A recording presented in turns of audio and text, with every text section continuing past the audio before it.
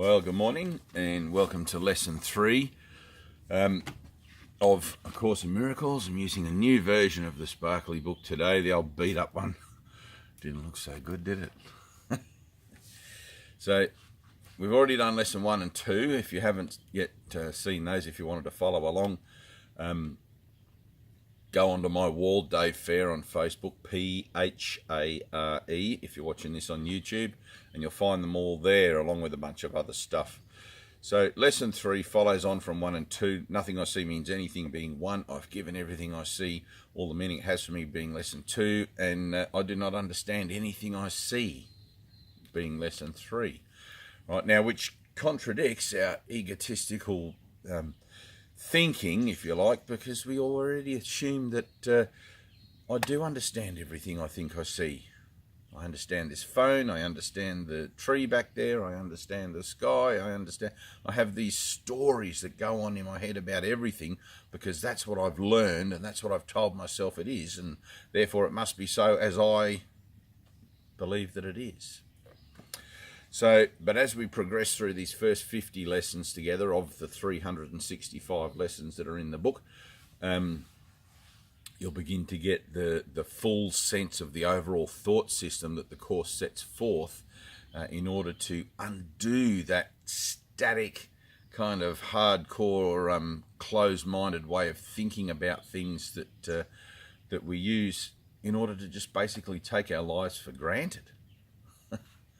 It's funny, you know, and the amount of people that you meet, you know, that say, is this it? Isn't there more to life than this?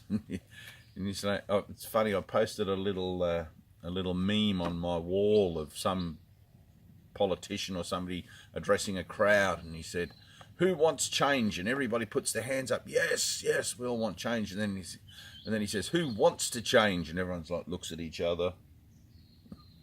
So, and Jesus said, you know, like if for a biblical reference, if you go back a couple of thousand years, it's like only 2 in 10,000 will hear this. You know, now he was addressing a people who were not much more than primitive man back then, 2,000 years. And in 2,000 years, we've come quite a way conceptually and socially and everything else. And our minds, you know, like look what kids are learning these days. You know, technology and information is... So hopefully more than 2 in 10,000 now, you know. So if you're watching this, you're one of those 2 in 10,000 that has a chance to transform, you know, which is why we're here. All right, so lesson 3 of A Course in Miracles. And, I had somebody this morning, just before we start, ask me, where can I get the white copy of A Course in Miracles, which is the text without... Right, so the old blue book was the sparkly book, but it was edited, and then the sparkly book had everything that was edited out put back in, and then the white book is now the sparkly book without everything that was put in by man. So all the subtext, numerics, the capitalization, the chaptering, the contents, just the book as it was given, as it was channeled exactly. Right, now it's in 2 parts. If you've already got A Course in Miracles, you don't need part B. Just order part A, which is just the text. Right, part B is the workbook and teacher's manual, which is the same. All right, so lesson 3. I do not understand anything I see in this room, on this street, from this window, in this place. And you do this just wherever you are. You know, don't necessarily go and find somewhere specific to sit to do these lessons the same place every day. Just generalize the lessons to wherever you happen to be. And I'm in a different setting today. Yesterday I was inside in there doing lesson 2. Today I'm out here, etc. So, okay, I do not understand anything I see. Apply, and remember, you're not asked to believe the ideas. Okay, as far as Jesus is concerned, he already knows that you think you understand everything you see. So when he says to you, I do not understand anything I see, it's obviously going to bring up some kind of conflict or some kind of confrontation, which is a good thing. If you're on a spiritual path and you're not getting your buttons pushed and you're not having your, what was it someone said to me this morning, if you're not having your head ripped off by a bear, or kicked in the face by a bear or something, if that's not happening to you, if you're not finding any inner conflict or confrontation, if this is not bringing stuff up, then, man, you're not doing it properly. You're in denial. You know, it's like you got to allow yourself to be vulnerable, open, human, and just begin from scratch. You know, so when I read the words in this book, which is from the Ascended Mind of Jesus Christ, channeled through Helen, and you know, in the 60s, and then turned into this.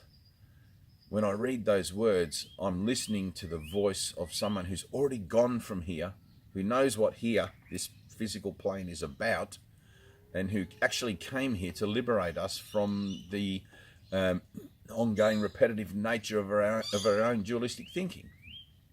All right, so when I read these words, and I've been doing this 20 years, so maybe I'm a little more polished down or something, you know, but when I read these words, my take on it is, these words are correct. My thoughts in here, I don't want to listen to them. I'm just going to take a chance on this, because I've got nothing else going on except for a pine box at the end of my life, as far as I know. You know, so why wouldn't I take a chance? All right. So lesson 3: I do not understand anything I see in this room. Apply this idea in the same way as the previous ones, without making distinctions of any kind. Whatever you see becomes a proper subject for applying the idea. Be sure that you do not question the suitability of anything for the application of the idea. These are not exercises in judgment. Anything is suitable if you see it. Some of the things you see may have emotionally charged meaning for you. Try to lay such feelings aside and merely use these things exactly as you would anything else. The point of these exercises is to help you clear your mind of all past associations, to see things exactly as they appear to you now, and to realize how little you really understand about them.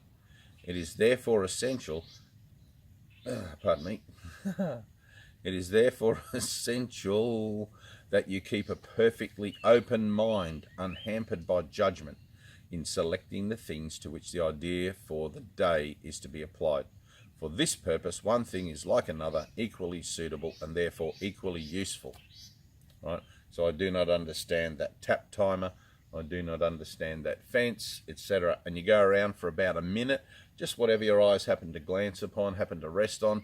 Don't look for things specifically, anything will do.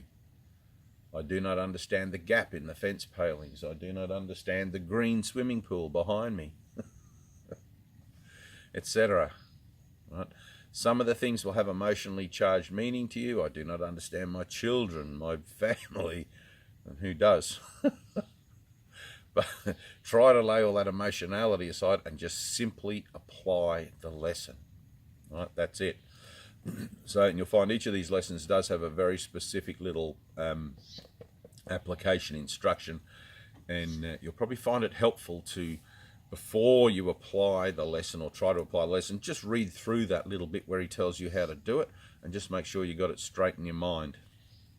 You know, I remember the first year I did the workbook, I got to lesson 260 or something, and I realised that I was only being half-hearted, and I went back the following year and started from lesson 1 on January the 1st and really put some study effort into it, you know. And it's been a long time since I'd done any study for school or college or anything. So anyway, that's it. We'll do lesson 4 tomorrow.